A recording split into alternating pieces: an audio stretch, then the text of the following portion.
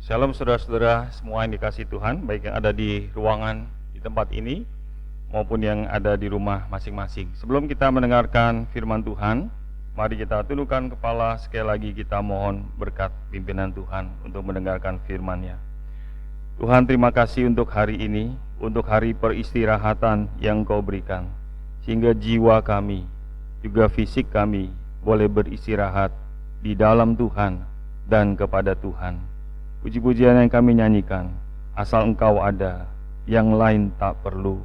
Mau mengungkapkan kerinduan jiwa setiap kami yang menyanyikannya, bahwa Engkaulah segala-galanya di dalam hidup pribadi, keluarga, kehidupan gereja Tuhan di tempat ini.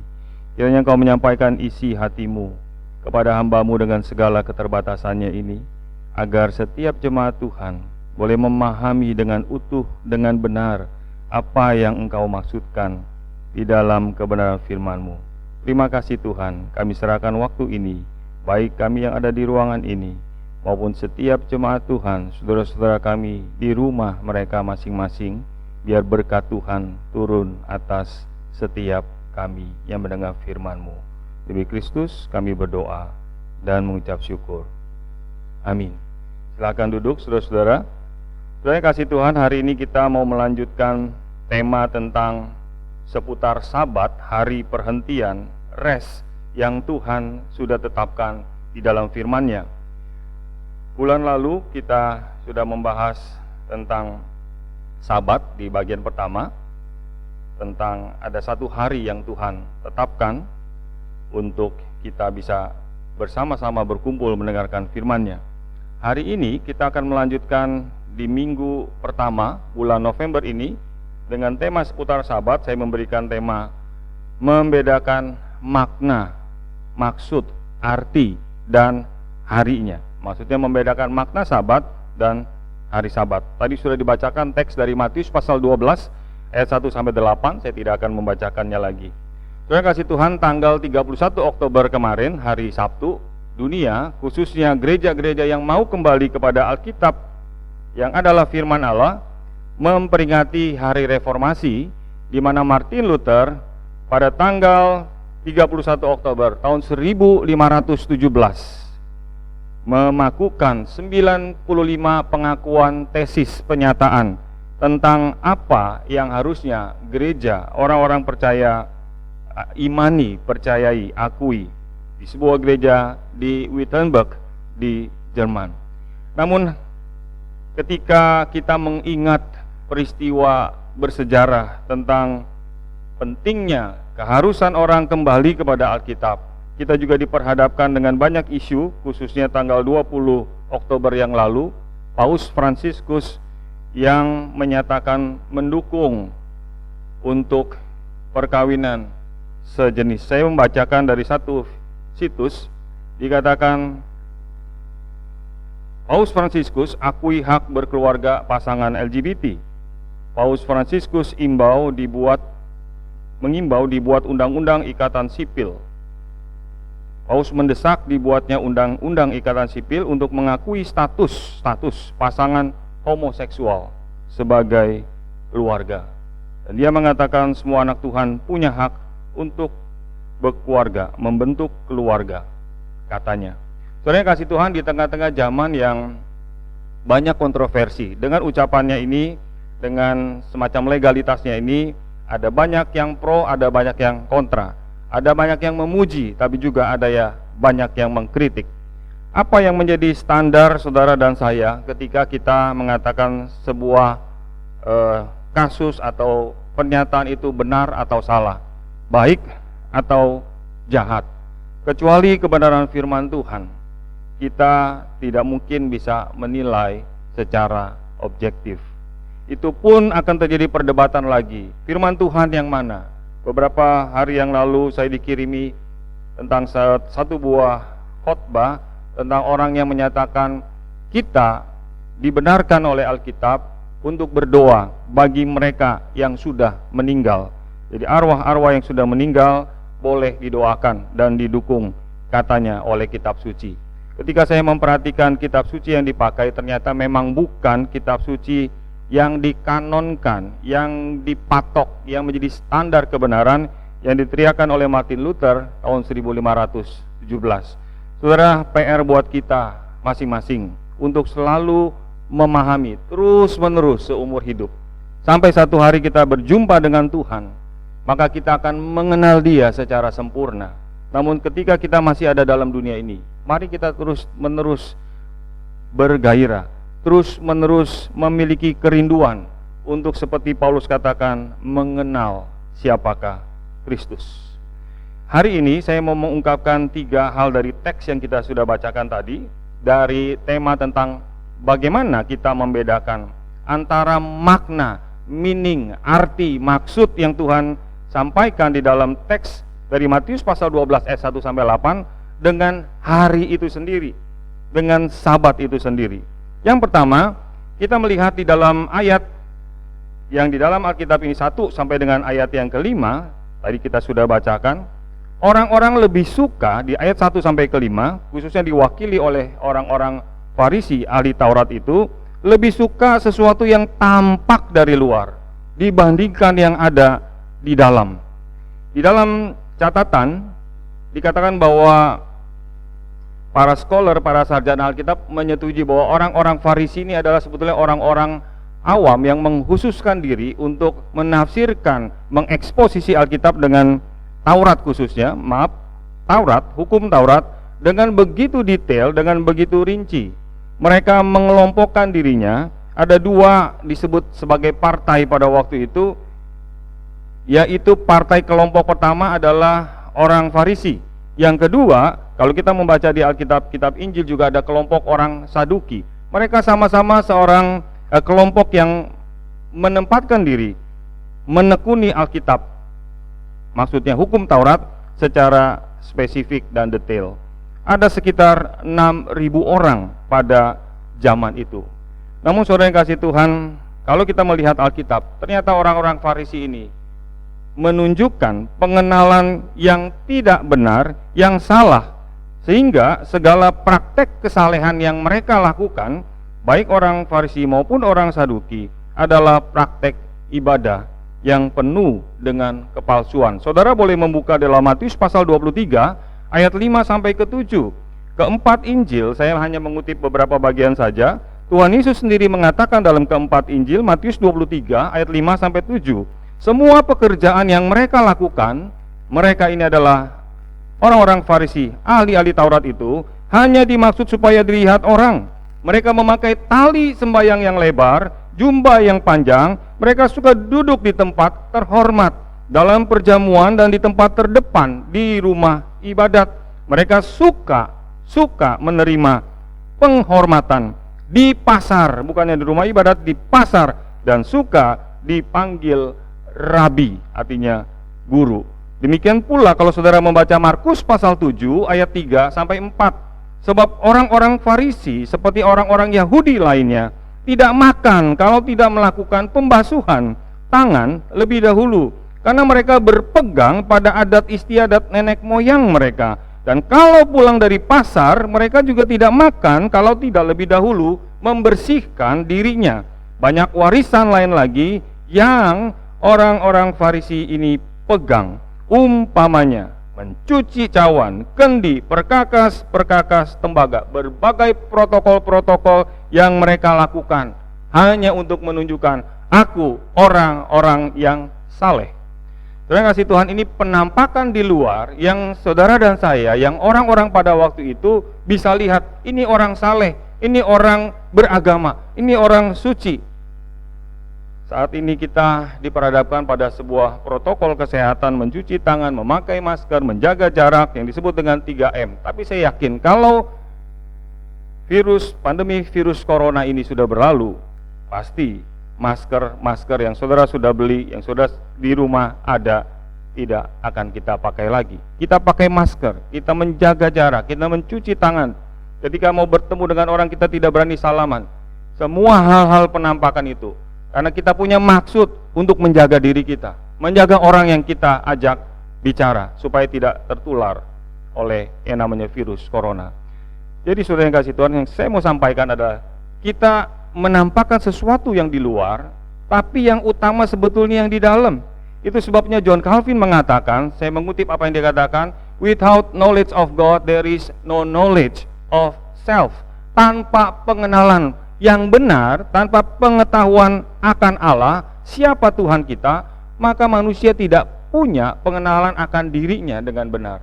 Betul apa yang dikatakan oleh John Calvin reformator itu, bahwa saudara dan saya seperti orang Farisi, kalau kita tidak punya pengenalan siapa Allah dengan benar, maka segala kesalehan, segala protokol-protokol dalam bentuk ritual, seremonial yang saudara dan saya lakukan akan menjadi keliru. Itu sebabnya Tuhan Yesus mengkritik apa yang dikerjakan, yang dilakukan, praktek-praktek perayaan Sabat, pelaksanaan yang kita sebut sekarang hari Minggu, hari beribadah kepada Tuhan, di ayat 1 sampai dengan yang kelima tadi sudah dibacakan. Di dalam Matius kita melihat bahwa 5 ayat ini menunjukkan bahwa Tuhan sedang mengoreksi bahwa kamu melakukan hukum Taurat seperti di dalam Imamat pasal 19 ayat 9 maupun 23 ayat 22 tentang Tuhan memerintahkan kalau kamu panen jangan dihabisi semua. Ada bulir-bulir gandum yang harus disisakan untuk orang-orang miskin, untuk janda-janda miskin, untuk yatim piatu, untuk orang asing, supaya mereka juga bisa menerima berkat lewat hasil panenmu.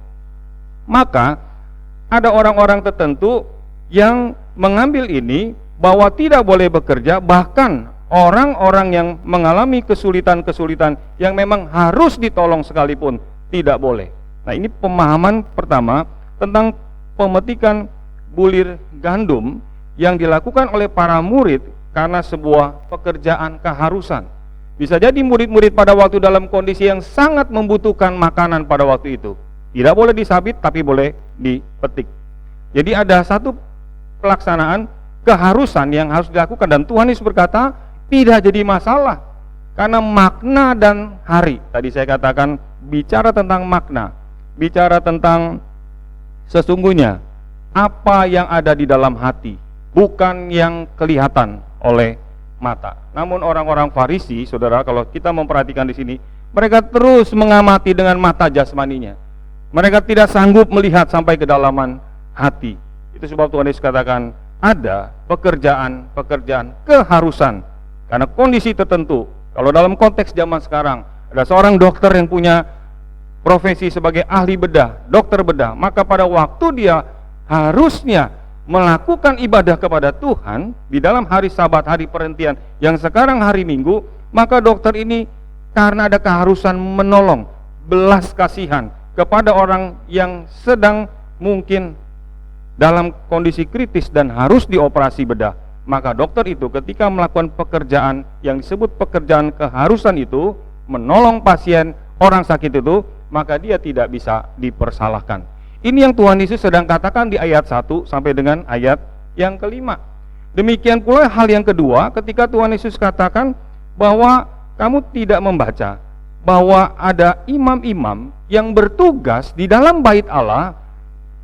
Di dalam Imamat pasal 24 ayat 5 sampai 9 di sana dikatakan ada 12 roti bundar yang Tuhan perintahkan para imam harus melakukan, harus menyiapkan, harus memanggang, mengolah dari tepung yang terbaik menjadi 12 roti bundar untuk disajikan di dalam bait Allah. Maka ketika orang-orang yang ditunjuk oleh Allah melakukan tugas untuk sebuah ibadah, maka orang-orang ini pun Tuhan Yesus katakan tidak sedang melanggar hari Sabat.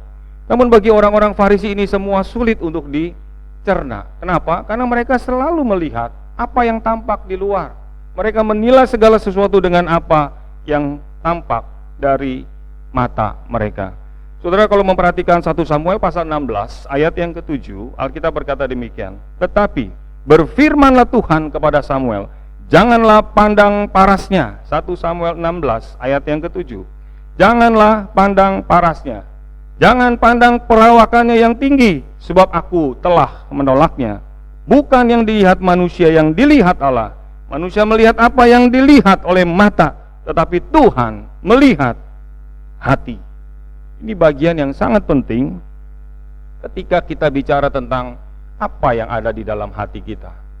Kita cenderung melihat apa yang di depan mata. Dan kita sangat sulit dan tidak mungkin bisa menembus sampai ke dalam hati dan pikiran kita. Tadi pagi saya membaca Roma pasal 8 ayat 27, 26, 27, 28 yang mengatakan bahwa Roh Kudus tinggal di dalam diri saudara dan saya. Dia menyelidiki hati dan pikiran kita. Maka bagi orang-orang yang mengetahui bahwa Allah sanggup melihat hati manusia, orang-orang yang mau melawan Tuhan, orang-orang yang mau menutupi segala sesuatu dengan kesalehan yang palsu, ketika dia melaksanakan segala sesuatu yang seolah-olah yang dari Tuhan, maka ini hal yang mengerikan. Kenapa mengerikan? Karena Allah melihat sampai kedalaman hati saya dan hati saudara. Pikiran saya, pikiran saudara, Tuhan melihat sampai ke dalam hati. Namun manusia, saudara dan saya, tidak bisa melihat itu. Ini bagian yang penting ketika kita melihat soal apa yang tampak di luar dengan apa yang ada di dalam hati. Betapa pentingnya, saya sering mengulang kalimat motif hati kita. Ketika kita mau melakukan segala sesuatu, kita mau melakukan apapun juga, ada motif di dalam hati saya, ada motif di dalam hati saudara yang orang lain tidak tahu, tapi Tuhan tahu apa motif saudara dan saya. Motif itulah yang menggerakkan kita mau melakukan sesuatu. Motif itulah yang menggerakkan saya mau kemana kita dengan apa yang kita sampaikan, ucapkan, atau apa yang kita mau lakukan dalam hidup ini. Tuhan Yesus berkata, karena yang diucapkan mulut meluap dari hati. Sekali lagi, karena yang diucapkan mulut meluap dari hati, dari pikiran, dari hati. Dalam Matius pasal 12 ayat 34, demikian pula Amsal dalam 4 ayat yang ke-23, kata bijak dari Amsal berkata, jagalah hatimu, firman Tuhan katakan, jaga hatimu dengan segala kewaspadaan, karena dari situlah terpancar kehidupan. Dari hati saudara, dari hati saya terpancar kehidupan. Itu sebabnya kita harus terus-menerus menjaga hati kita, menjaga hati kita di hadapan Tuhan. Di bagian pertama ini, mari kita diingatkan, bukan persoalan apa yang kita pegang yang membuat saudara dan saya menjadi orang kudus. Seringkali orang terjebak, kalau dia ada di gereja, dia sedang memegang Alkitab, kalau dia di rumah sedang memegang Alkitab, maka kita seolah-olah sedang menjadi orang kudus, karena penampakan kita lihat Alkitab. Tapi waktu orang sedang memegang mikrofon, sedang memegang pacul, sedang memegang apapun, sedang bekerja, dianggap itu tidak sedang melayani Tuhan. Pemahaman Alkitab tidak demikian. Karena Alkitab mengatakan di dalam ayat 1 sampai ayat 5, bukan apa yang nampak di luar, tapi Tuhan melihat sampai kedalaman hati saudara dan saya. Sangat menarik sekali apa yang dikatakan oleh Pendeta Billy Kristanto. Itu sebab bukan persoalan apa yang kita pegang yang membuat saudara dan saya benar di hadapan Tuhan, tapi kemana arah hati saudara dan saya. Kemana arah hati kita, kemana arah hati saudara. Ketika saudara ada di ruangan ini, ketika saudara di rumah masing-masing, ketika kita beribadah kepada Tuhan, kemana arah hati kita. Ini hal yang penting yang harus kita renungkan.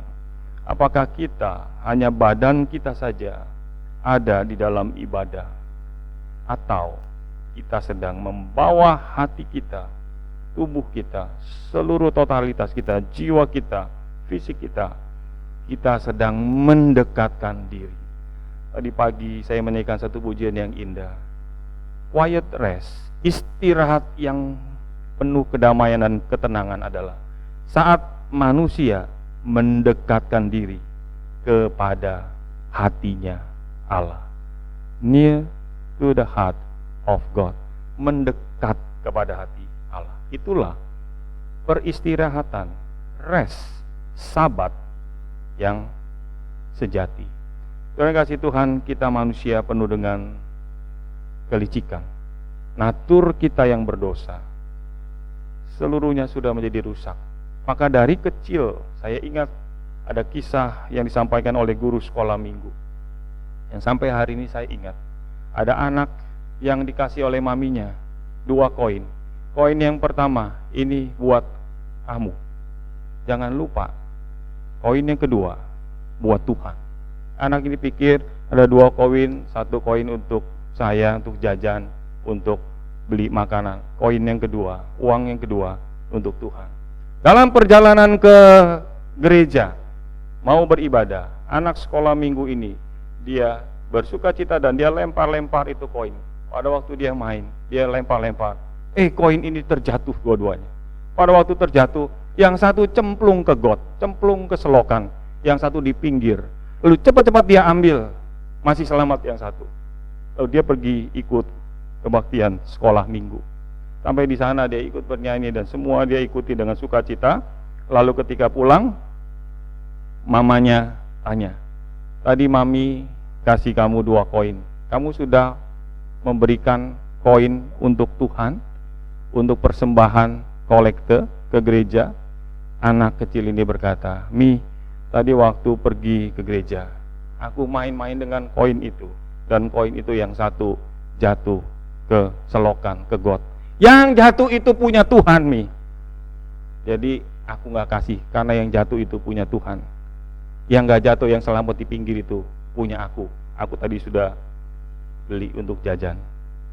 Maminya berpikir, dari kecil saja anak kecil tahu bagaimana memikirkan diri sendiri, bagaimana kelihatan baik di hadapan orang, tapi penuh dengan segala kelicikan. Itulah gambaran hati saudara dan saya. Kita pun bisa seperti anak kecil itu. Ketika ada sesuatu yang kita mau ambil, kita seringkali hitung-hitungan. Kita berpikir, Tuhan, Engkau kan tidak tahu apa yang ada di dalam hatiku. Kita terus bergumul dengan pikiran kita, bagaimana kita mengambil keuntungan dari segala sesuatu. Saudara yang kasih Tuhan, ini bagian yang pertama. Mari kita tidak hanya menekankan apa yang tampak di luar. Memang tidak bisa dipisahkan. Kita masih punya badan, kita masih punya mata untuk dapat melihat dan dilihat. Namun jangan lupa, Tuhan melihat sampai kedalaman hati. Bahkan ketika saudara dan saya melayani, ketika saya dan saudara beribadah, Tuhan terus melihat hati saudara dan melihat hati saya, kemana arah hati kita. Ini hal yang pertama dari ayat 1 sampai dengan ayat yang kelima, Matius pasal 12, yang dikoreksi oleh Tuhan Yesus tentang makna Sabat dan hari Sabat. Kita sering kali terjebak yang harinya, yang kelihatan, yang formalitas. Kita lupa melihat sampai kedalaman hati. Saudara yang kasih Tuhan, kalau kita sampai kedalaman hati kita, saya percaya yang tampak di luar akan pasti lebih baik. Pasti lebih baik, karena kita sedang berhadapan dengan hati kita dengan Tuhan. Pasti tanpa harus disuruh, kita akan memberikan, mempersembahkan yang terbaik kepada Tuhan. Ini bagian yang pertama. Yang kedua, perhatikan ayat ke-6, ayat yang ke-7. Saya mengutip satu bagian saja dari ayat 6 dan ayat ke-7. Yang aku kehendaki, yang ku kehendaki ialah belas kasihan dan bukan persembahan. Yang ku kehendaki ialah belas kasihan dan bukan persembahan. Apa maksud Tuhan Yesus? Saudara, dalam zaman konteks pada waktu itu, orang-orang Yahudi sangat kental dengan urusan yang namanya ritual, dengan urusan-urusan upacara-upacara keagamaan. Mereka sangat tekun, termasuk diwakili oleh orang Farisi, ahli Taurat ini. Jadi mereka menekankan ritual, upacara, hal-hal yang terkait dengan sebuah ibadah menjadi jauh lebih penting. Yang tampak tadi, persembahan, yang seharusnya, bagian kedua saya mau tekankan, menjadi sarana, bukan tujuannya. Kita seringkali terbalik seperti orang-orang Farisi dan orang banyak ini. Kita menekankan yang sarana, bukan yang tujuan. Saudara, Sabat, hari rest, peristirahatan, hari Minggu, the Lord's Day, hari Tuhan, sejak Tuhan Yesus naik ke surga, diperingati sebagai hari Minggu, hari kebangkitan, hari pertama. Maka orang-orang percaya berkumpul, maka menjadi hari yang boleh disebut sebagai sarana untuk kita, saudara dan saya, bisa menikmati Tuhan, beristirahat di dalam Tuhan, beristirahat kepada Tuhan. Jadi ini hal yang kedua saya mau tekankan, khususnya di ayat 8, Tuhan Yesus mengatakan, karena, saudara boleh membuka Alkitab masing-masing, Matius pasal 12, ayat yang ke-8, di bagian terakhir dari teks yang kita baca, Tuhan Yesus mengatakan, karena Anak Manusia adalah Tuhan atas hari Sabat. Apa artinya Tuhan? Tuhan artinya Lord, Tuhan artinya Dia yang berkuasa, Dia yang berotoritas, Dia yang punya kuasa penuh atas hari Sabat itu sendiri. Namun manusia seringkali ingin supaya Dia berkuasa. Itulah kecenderungan hati saudara dan saya. Kita ingin upacaranya, kita ingin sarananya, kita lupa yang dituju sebetulnya adalah Kristus, Sang Pemilik, Tuhan atas hari Sabat itu sendiri. Saya mau bandingkan dengan kitab Amos pasal 5 ayat 21, 23, 24. Amos pasal 5 ayat 21, 23, 24. Firman Tuhan berkata, aku membenci, aku menghinakan perayaanmu, aku tidak senang kepada perkumpulan rayamu. Jauhkanlah daripadaku keramaian-keramaian nyanyian-nyanyianmu, lagu gambusmu tidak mau aku dengar. Tetapi biarlah keadilan bergulung-gulung seperti air dan kebenaran seperti sungai yang selalu mengalir. Orang Israel pikir kalau Tuhan itu senang dipuji. Ada orang-orang tertentu yang senang menyanyi terus supaya Tuhan disenangkan. Tapi kalau kita melihat Amos 5 ayat 21 sampai 24 ini, aku membenci. Kenapa ada orang-orang yang beribadah malah Tuhan membenci? Karena mereka terbalik. Siapa yang kamu jadikan tujuan di dalam ibadahmu? Setiap sarana melalui puji-pujian, melalui nyanyian-nyanyian, lagu gambus itu menjadi kebencian di hadapan Tuhan. Kalau kita menghilangkan tujuan kita sesungguhnya untuk semakin mendekat kepada hati Allah. Tapi sebaliknya, Allah ingin saudara dan saya, bangsa Israel pada waktu Amos menuliskan firman-Nya, keadilan bergulung-gulung, kebenaran seperti sungai yang mengalir. Keadilan dan kebenaran seringkali tidak ada di dalam orang yang sedang merayakan, beribadah kepada Tuhan, bahkan di dalam gereja sekalipun. Saya teringat ada satu catatan sejarah tahun sekitar 70 tahun orang Israel dibuang ke Babel. Ternyata mereka ketika dibuang ke Babel, salah satunya memang karena melawan ketetapan Tuhan untuk beristirahat, beribadah setelah Tuhan membebaskan dari Mesir, beribadah di dalam Tuhan dan kepada Tuhan. Nah, waktu ada di Babel, mereka bertemu dengan bangsa-bangsa lain yang tidak mengenal Allah, dan ternyata mereka ada semacam hari Sabat yang disebut Sabatu, S-A-P-U-T-T-U. Nanti saudara bisa search di Google tentang semacam hari rest. Sabat itu sendiri arti rest, beristirahat, yang orang-orang bangsa lain itu juga mengadakan istirahat, menyepi, menyendiri dari keheningan, tidak boleh melakukan kegiatan apapun. Namun perbedaannya dengan hari rest, peristirahatan, Sabat yang Allah perintahkan adalah orang Israel diajak bukan hanya kamu menyendiri, quiet rest, istirahat yang sunyi, nyepi, tetapi kamu sedang menyendiri, bukan bersama dirimu sendiri saja, tetapi bersama dengan Tuhanmu, bersama dengan Allahmu. Itu sebab penulis Bruce E. Ray, dia berkata bahwa hari Sabtu tadi yang dirayakan oleh bangsa di luar Israel itu seringkali disebutkan bukan sebagai hari yang mendatangkan sukacita dan berkat, tetapi sebagai hari yang sial, hari yang naas. Kenapa? Karena sedikit saja melanggar, maka kamu akan mendapatkan hukuman. Berbeda dengan Sabat yang saudara dan saya rayakan setiap hari Minggu sebagai hari kita beribadah kepada Tuhan, kita mau sedang menuju kepada Allah Kristus sebagai pemilik Sabat itu sendiri. Terima kasih Tuhan.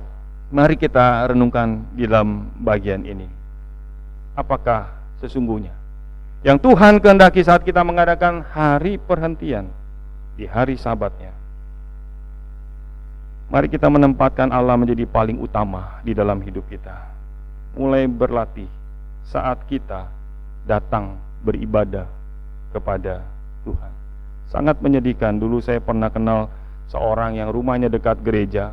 Setiap kali dia datang, selalu datangnya udah lewat pujian, udah lewat kolekte, persis pada waktu mau khotbah dia muncul. Karena dia dengar suara daripada tetangganya yang sedang beribadah. Dan dia orang Kristen, jadi dia datang hanya pada waktu hamba Tuhan pengkhotbah mau berkhotbah. Ada juga orang yang datang, selalu datangnya terlambat. Saya kadang-kadang heran, mengapa orang setiap kali beribadah kepada Tuhan selalu datangnya terlambat? Apakah dia tidak tahu bahwa dia sedang berjumpa dengan Tuhannya? Selalu terlambat, selalu terlambat. Kita mengerti situasi kita. Namun hari ini ketika kita beribadah online seperti ini, tidak ada alasan sebetulnya. Kemarin saya mengadakan Zoom meeting dengan beberapa hamba Tuhan, ada yang di Amerika, ada yang di Filipina, ada yang di Malaysia, ada yang di Singapura, ada di Indonesia, di berbagai tempat. Lalu setelah selesai acara saya katakan dengan teman-teman, rekan-rekan yang melayani Tuhan, kapan ada waktu kita mau ketemu untuk lewat Zoom meeting, lewat video call untuk rapat? Rata-rata mengatakan, kita punya banyak waktu, gak ada masalah, tinggal atur waktu saja. Apalagi zaman sekarang, kita diberikan keleluasaan, tidak usah bermacet-macet datang ke gereja Tuhan. Apakah kita mau belajar, Tuhan, aku sedang beribadah kepadamu. Semua sarana ini, multimedia ini, baik melalui rekaman, melalui kamera apapun, hanyalah sarana. Tapi yang paling utama adalah tujuanku, aku ingin berjumpa dengan Tuhanku. Dalam setiap persekutuan, dalam setiap ibadah-ibadah, aku ingin supaya aku selalu dekat dengan Tuhanku. Ada seorang hamba Tuhan yang sudah senior, berjerih lelah, pergi ke tempat-tempat yang sulit di pedalaman. Sampai di sana, dia begitu sedih. Dengan pengorbanan waktu, tenaga, seluruhnya dia korbankan untuk menjangkau orang-orang di daerah terpencil. Sampai di daerah terpencil itu, komunitas gereja itu tidak menghargai dia. Padahal hamba Tuhan senior ini sudah begitu banyak berkorban. Saya teringat apa yang dia pernah katakan. Dia katakan, saya mengutipnya, kalau saya sebagai hamba Tuhan yang telah berkorban segala sesuatu, manusia yang kelihatan ini tidak kalian hargai, apalagi Tuhan yang tidak kelihatan, mustahil akan kalian hormati kehadirannya. Waktu saya mendengar kalimat itu, saya diingatkan, walaupun kita tahu kita sedang berurusan, sedang kita bertatapan dengan Allah, yang berjumpa dengan Allah yang tidak terlihat, namun di depan mata kita, saudara dan saya, kita Tuhan tempatkan di dalam satu komunitas yang masing-masing punya tugas, peran, panggilan. Kalimat ini mengingatkan kita, mari kita menghargai setiap orang-orang, siapapun dia, yang Tuhan tempatkan untuk menjaga iman kita.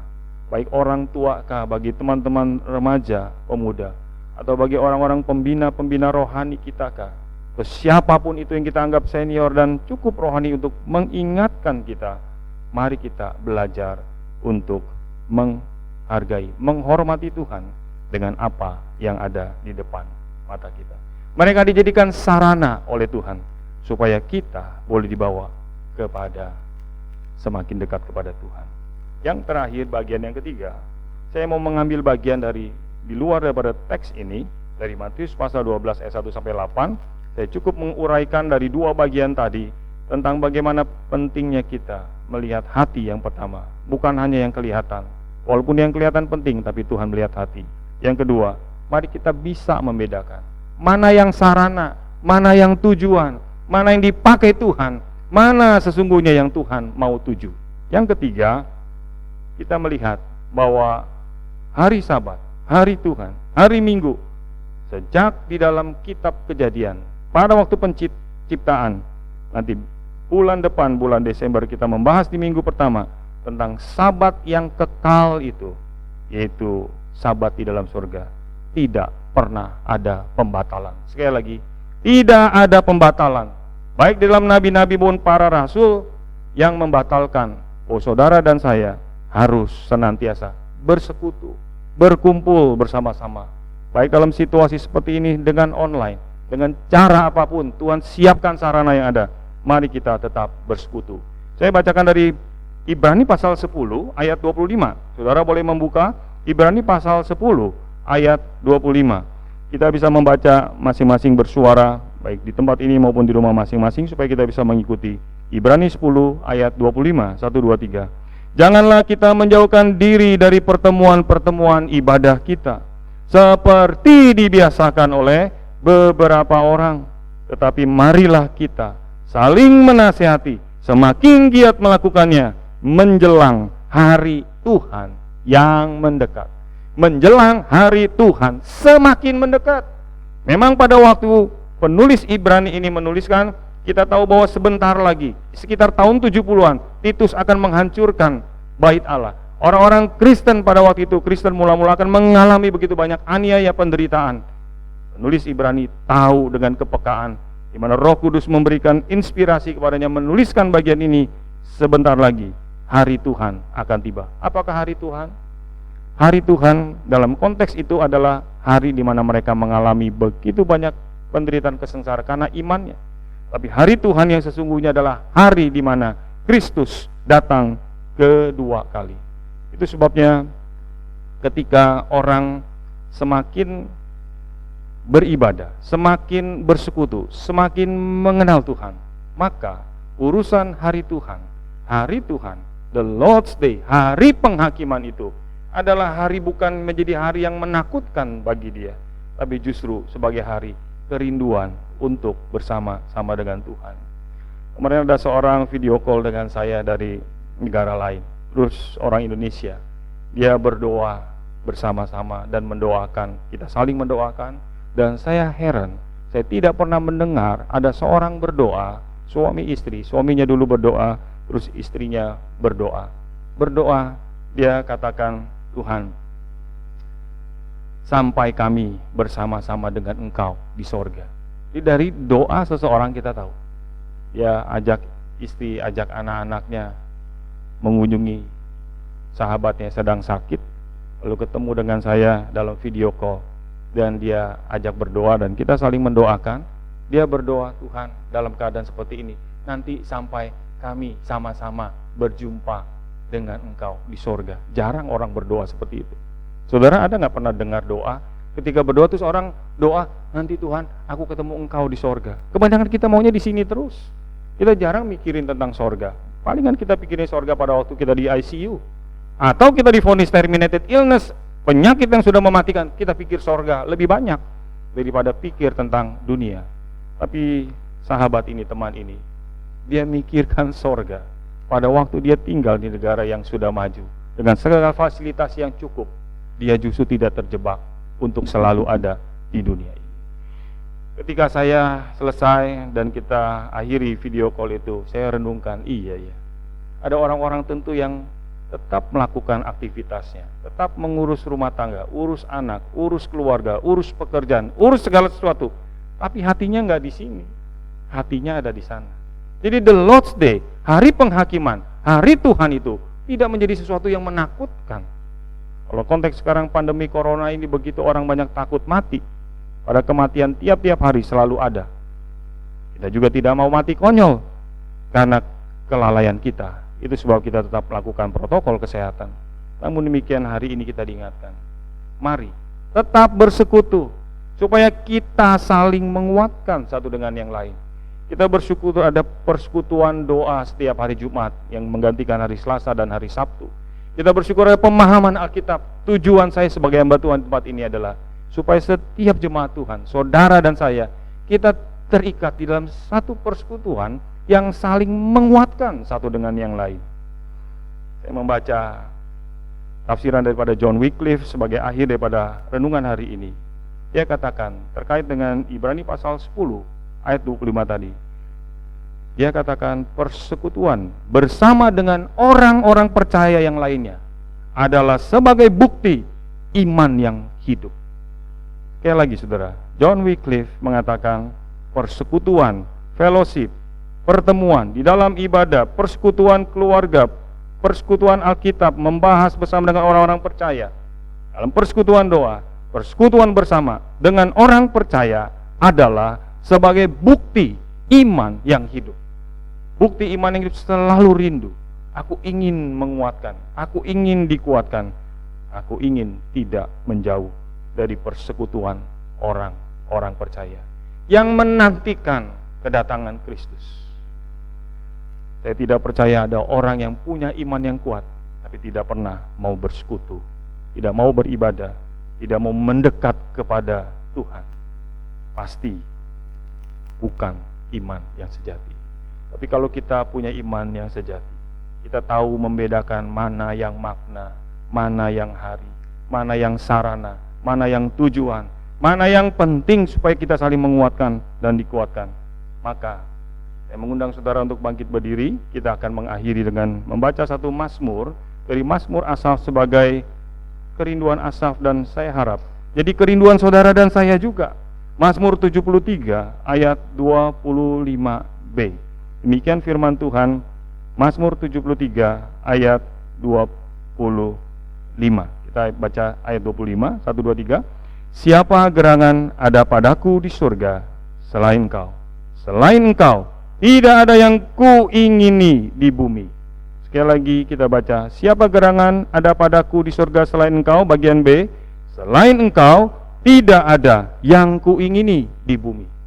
Di bumi ini Roh Kudus diberikan kepada saudara dan saya orang percaya supaya kita diajar semakin mendekat kepadanya.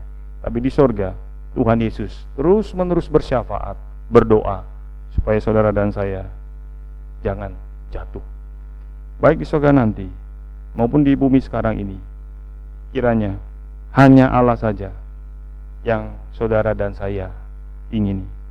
Maukah saudara seperti pemazmur Asaf?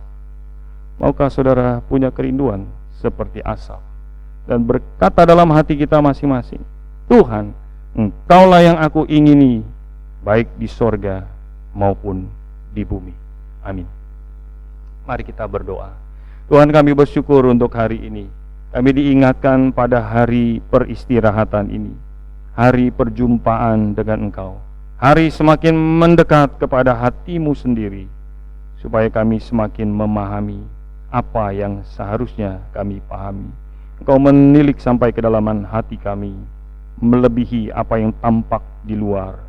Engkau mengingatkan kami bahwa Engkaulah tujuan hidup kami, bukan yang lain. Sementara kami masih ada di dalam dunia ini, Tuhan, kami bersyukur Engkau memberikan orang-orang yang boleh mendukung, mendoakan, memimpin kami dalam persekutuan, supaya kami dikuatkan, diingatkan, dan kami semakin dibangunkan dengan pemahaman akan kebenaran, supaya kami jangan tersesat. Terima kasih buat firman-Mu. Terima kasih buat setiap apa yang Engkau sudah lakukan di dalam hidup setiap jemaat-Mu. Di dalam nama Tuhan Yesus kami berdoa dan mengucap syukur. Amin. Amin.